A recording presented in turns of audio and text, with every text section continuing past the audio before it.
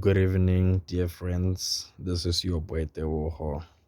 You might even be asking yourself, why am I placing my phone in front of the plant? Well, I just adore nature wholeheartedly and it liberates my mind from a lot of turmoil. Now, today I want to talk about purpose, your life in general, what will people say as a syndrome in the society, and the attention you give others. Well, let's dive into the topic. Everyone is born as an extraordinary being. What will people say is a question that prohibits a lot of people from reaching their full potential and also delays them from discovering that which they wish to be. I'd like to say stop seeking validation where there's no value. Stop seeking attention from people who also have their own insecurities. Such is a flawed move itself. Your frame as a person depends upon the way you conduct yourself and how you materialize your paradigm in the society. Focus on achieving moral excellence and to also at least leave a generational imprint. Piercing that will be of great utility. Have less expectations but have an aim. Rich, poor, or average, people will always posit judgment towards you in order to make their insecurities within themselves less severe than they are. Don't react to such. It's not even a nutritional element to fund your energy. Be a reserved human being if need be. People have also normalized the concept of never let go of someone you love. Well, I say let go of someone who does not respect you. Let go of someone who is too self centered and does not endorse or make you see your worth. Let go of someone whose energy does not reciprocate with yours on a primal level. Let go of someone who does not understand or appreciate how you were brought up in life. I'd also like to talk about how following many people as a collective might even affect the stance of your potential. Well, following the tribe has some logical incoherency simply because it channels a man's mind to what has worked before for the masses instead of a renewed mind with attributes that endorse independence when it comes to thinking. Your purpose is unique, your mind is unique. My favorite philosopher, Aristotle, once said, and I quote, "The true quality of education is the ability to entertain a thought without accepting it." And I close the quote. Well, that to me is a clear statement that is shadowed by the product of open mindedness, a statement that allows a man to be who he wants to be. That does not mean you shouldn't learn from others and their mistakes, but it is to conversely assert that the learning process, especially that of a divided attention between a foreign party and yourself, is that you shouldn't slip through the sphere of your true identity. One should be self centered and not reasoning to a level where you lose touch with reality. Self centered, I don't mean you should be selfish all the time because you can't be completely selfish simply because you and the world service each other by the talents and the skills you have.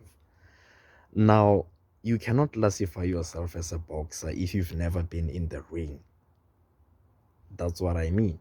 Now, let me also talk about seeking validation where there's no value, or seeking validation from the collective where there's no value also. Seeking validation is actually the enemy of time. In fact, stagnancy might be a consequence in this instance.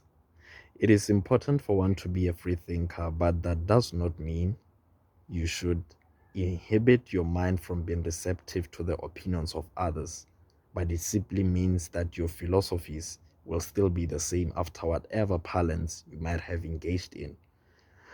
That concerns the foundation of human principles. Being a free thinker is the ability to think for yourself and others, also to evaluate the views of others and still stay firm on the surface of your philosophies. The more you entertain energy that is deprived from the escalation of your vibration and consciousness, is the more you will feel like you're operating at a lower vibration and frequency. If something does not contribute to your purpose, reject it. If it does not get you paid, reject it. If it does not bring you happiness but misery, reject it. If it gives you some cognitive strain, reject it. Negativity, truly speaking, will always be there, just as positivity is. It's just a balance between two universal elements. You just have to learn how to deal with both of them at any given circumstance. Well, I'd also like to talk about not giving a damn of what anybody says about you. Well, to actually formulate this on the foundation, not giving a damn of what anybody says about you is not an act of turning from human into a personified robot of some sort. No, we all have feelings. That's in our biological nature as humans. But the philosophy behind not giving a damn about the opinions of others is the art of exercising your mind to think abundantly so that your confidence can improve. The universe responds to those who are confident, hardworking, and abundant. Don't live in scarcity. The world has got so much to offer. But opportunities that you get are basically the energies that you initially invested. So, a man that lives with an abundant mind and character shall attract opportunities like the river flowing. That philosophy is not in any way related to apatheism, but rather a trained mind that focuses on the prize and does not accept or validate any opinion that does not substantiate that man's purpose. Look, man, even when one is given compliments, that should not tempt a man's mind of abundance into a comfort zone of some sort. The goal is to multiply, not to run around circles. I'd also like to talk about the concept of batho ba tlo reng, which is translated in English, what will people say, to take it a little bit further. I've been pondering on this matter a few hours ago, actually. Okay, so this is how it looks to me. We have the humanist African philosophy known as the Umuntu ngumuntu ngabantu, which asserts that a person is a person through other people. That means we are born in a world in which we are bound to service each other with what we have in order to manifest an equilibrium in our society as so to make coexistence possible. Let me break this down. When you keep living in this toxic sphere of what people will say about you or what you do, especially when the opinion itself does not contain any value, you degrade the roots of the humanist African philosophy. Let me ask you a question. How can you service the world with your skills if your fear dominates your art of taking action upon your potential? Let me repeat the question. How can you service the world with your skills if your fear dominates your art of taking action upon your potential? Give that a thought a little bit. Now, what the syndrome does is that it gives you momentary pleasure about the wins you make within yourself with the belief that the world is watching or seeing your goals. I'm not asserting that one should not be content with their wins, but one must leave an imprint on this world. One must formulate an effective lineage of inspiration on others. One must be a warrior on this merciless field of survival. One must show the world what he or she has. There's a difference between being influential and seeking attention, right? Let me break this down. You can draw attention by being influential, but the foundation of attention and influence aren't the same, because influence comes with the content of a service or deed, while seeking attention might not even contain any substantial value, as it is a momentary satisfaction and momentary view that others give you. But influence is an imprint itself. Back to the batho ba tlo reng syndrome. This concept has buried dreams, gave sedative injections to many people's potential, tarnished confidence and self-image within the masses. You, as a person, must have an idea of what you accept and what you reject.